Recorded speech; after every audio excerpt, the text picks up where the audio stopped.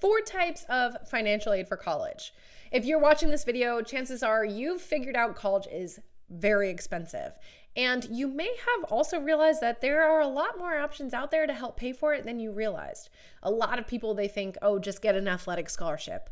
But there are a lot more options that actually are higher chances for your student. And so I want to cover those for you today. Looking into these 4 different types of aid for college can drastically reduce the amount that you need to pay for college or that your student needs to borrow. Now, don't forget to hit subscribe because every week we release a new strategy to help your family work towards a debt-free degree. Hey there, my name is Jocelyn Pearson, founder of the Scholarship System and Debt-Free Degree Lab, are 2 programs that help families build strong financial futures and avoid decades of student loan debt. Now, our main weapon against debt is scholarships. That is my bread and butter. In fact, we've helped families secure well over $12.5 million. But the thing is, for most families, we need to do a combination of different strategies. We need to take a little bit of that money, a little bit of this money. We really need to pull it all together. That is what the Debt-Free Degree Lab is focused on. How can we use all of the different strategies? So let's talk about what those different types are.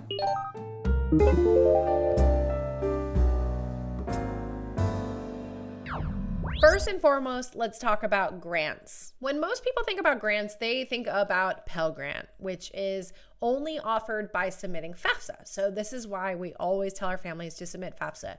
Even if you don't think that you will get anything through submitting FAFSA, you always want to submit FAFSA. I'll explain more later.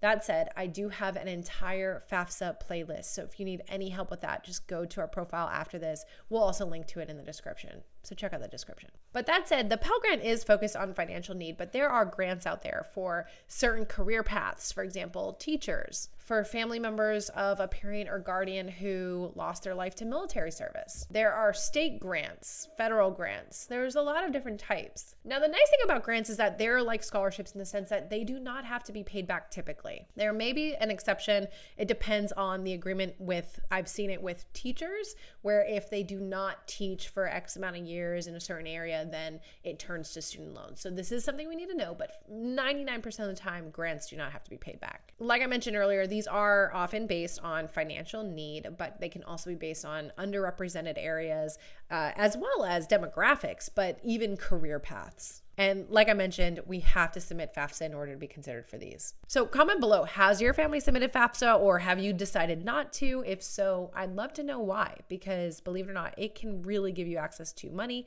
even if not through the government, but through the university. We're about to get there. Now, I want to cover my least favorite next, and then I'll get to my favorites, and that is loans. So this for me should be the last option when it comes to paying for college loans, because there are so many other options out there. There's so much free money out there that students should take advantage of and really max out before they even consider this path.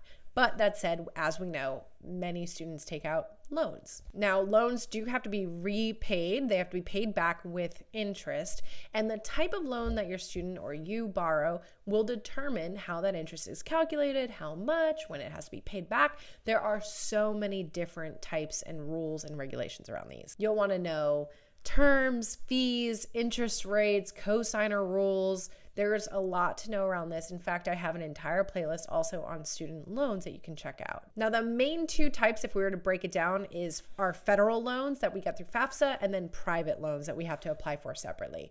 9 times out of 10, private loans will require a cosigner. So as a parent, you need to know that, and you cannot just say, oh, well, it's their loans, we're not paying it back. If you cosign, you are just as responsible as your student.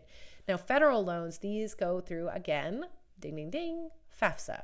So we have to submit FAFSA even if we want to borrow money. Now, the nice thing with federal loans is they're typically more flexible, better interest rates. We don't need a cosigner, a lot of favorable terms. So we usually say max out the federal loans if we need to, use loans, and then use private loans as the last option. Again, I have an entire playlist all about loans. Now, the third type of funding is my absolute favorite, and that is scholarships.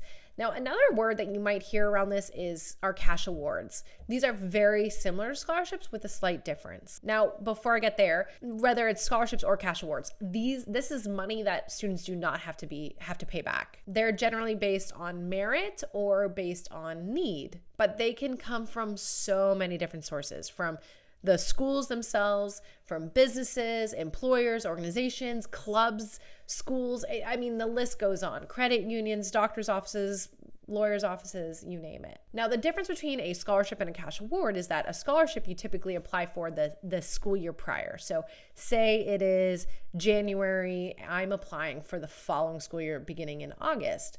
Now, cash awards, typically we will get the award when they announce the winner. That's why those are typically our students, our families' favorites. Now, I have an entire free training all about how to find scholarships and cash awards. It's an hour long. You can check it out, thescholarshipsystem.com/free training, or you can click the video up here, or you can check out the link in the description once we wrap this up. But like I mentioned, scholarships are my favorite. They are so flexible. I know that a lot of families assume that a student has to have a 4.0, or they have to be the captain of the football team, or they have to save the whales in the entire world. But in truth, there is so much money out there. In fact, we have scholarships that reach out to us these days where they say, we haven't gotten any applications. Can you send this to your students? And we do. And our students win it every single year because they just don't get applications. So believe it or not, there truly, truly, truly are some out there that have very little competition. And again, I cover how to identify those in that free training that's linked in the bio. Okay, let's get to the fourth type of funding, and that is federal work study. It was so funny because actually just this week, one of our families said, whoa, I didn't even know that was still around, but it is.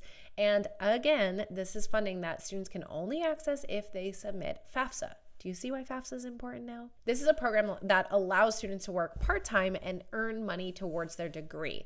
Now, it's based on financial need, but even students that don't necessarily get, say, a Pell Grant, they can still get access to work study. It also has to do with the eligibility and the open spaces as far as positions on the school campus. Now, work study can be a great opportunity, typically because they know that they're employing students. They are more flexible. They ask about, when are your exams, and they'll schedule around them. They know what they're working with as far as students, flexibility. Also, for networking purposes, your student will certainly meet people on the university campus. So there's lots of pluses to it. The one thing that I would say isn't necessarily a negative, but just something to watch for, is to look at the hourly rate.